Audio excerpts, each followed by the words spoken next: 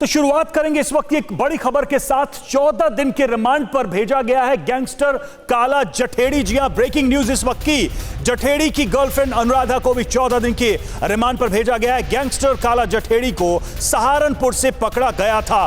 काला जठेड़ी के साथ ही रह रही थी गर्लफ्रेंड अनुराधा।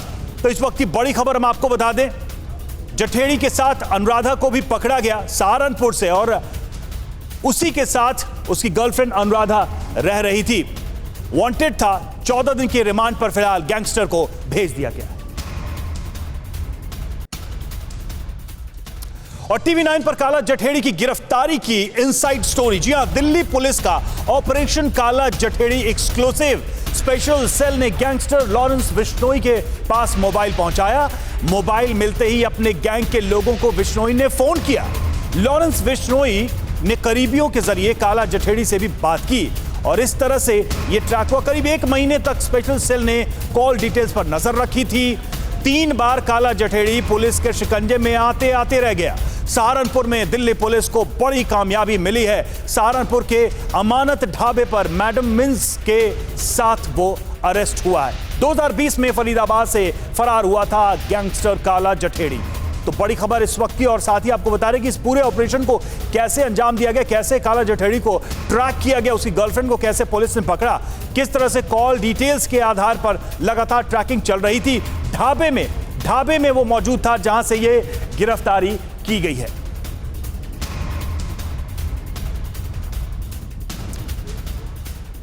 हमारे सहयोगी इस वक्त जितेंद्र शर्मा हमारे साथ जुड़े हुए, सीधे रुख करेंगे उनका। जितेंद्र, सबसे पहले तो ये जानना चाहेंगे कि पुलिस के लिए कितनी बड़ी कामयाबी और किस तरीके से ट्रैक किया गया काला जठेड़ी और उसकी गर्लफ्रेंड को।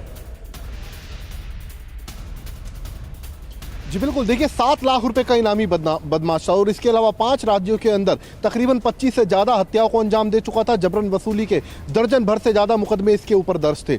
इसके अलावा अगर वहीं अनुराधा चौधरी की बात करें तो अनंत पाल की पूर्व गर्लफ्रेंड थी और अब फिलहाल पिछले 9 महीने से काला जठेड़ी के साथ लिव इन में रह रही थी। ये भी राजस्थान की लेडी डॉन है। तो बेहद बड़ी कामयाबी है इन दोनों की गिरफ्तारी दिल्ली पुलिस की स्पेशल सेल के लिए। लेकिन उससे कहीं ज्यादा दिलचस्प काला जठेड़ी की गिरफ्तारी की कहानी है। दरअसल काला जठेड़ी को गिरफ्तार करने के लिए सबसे पहले टारगेट किया गया लॉरेंस बिश्नोई को, जो फिलहाल इस वक्त तिहाड़ जेल। बिल्कुल जितेंद्र, माफी चाहूंगा, आपको रोक रहा हूं। ये कहानी आप जरूर बताएं दर्शकों को, ये कहानी हम जरूर जानेंगे।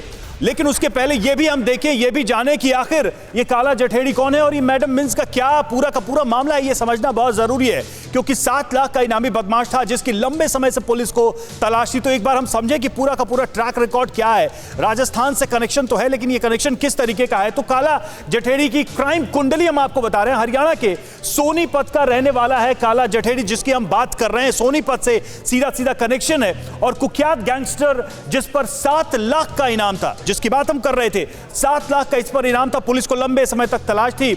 उगाही, हत्या, अपहरण, कई ऐसे वारदात थे जिसमें इसकी तलाश थी। इसने इस तरह के क्राइम्स को, इस तरह के अपराध को अंजाम दिया था काला जठेड़ी ने। अवैध हथियारों के कारोबार में भी यह शामिल रहा है।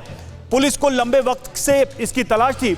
बात करें उन राज्यों की जहां पर मामले दर्ज हैं तो दिल्ली, पंजाब, हरियाणा, राजस्थान में इसके खिलाफ कई मामले दर्ज हैं और यहां की पुलिस भी इनकी तलाश में थी। जठेड़ी के भांजे की पहलवान सुशील ने पिटाई की थी। देखिए क्या कनेक्शन है, जो पिछली घटना हुई थी उससे जुड़े हुए थे सुशील। और देखिए जठेड़ी के भांजे की सुशील ने पिटाई की थी। काला जठेड़ी जिसकी तलाश लंबे समय तक थी, पहलवान सुशील को जठेड़ी ने जान से मारने की धमकी भी दी थी।